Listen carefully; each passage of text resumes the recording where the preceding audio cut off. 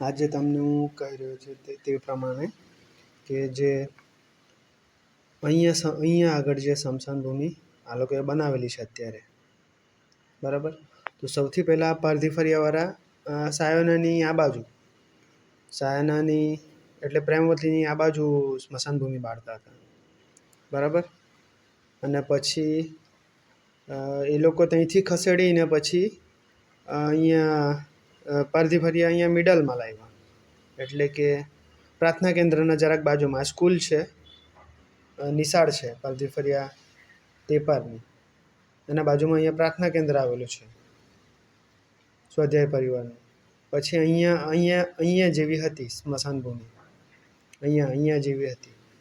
પછી એના પછી આ અમારી જમીનમાં અહીંયા લાવ્યા, એટલે ખસેડતા આ રીતનું આ લોકોનું મોટું કૌભાંડ છે. એ ધીમે ધીમે તમને ખબર પડશે. પછી જેમ ચકાસણી આવશે, અધિકારીઓ જો યોગ્ય કાર્યવાહી કરે તો પછી બધી જાતની માહિતીઓ મળશે.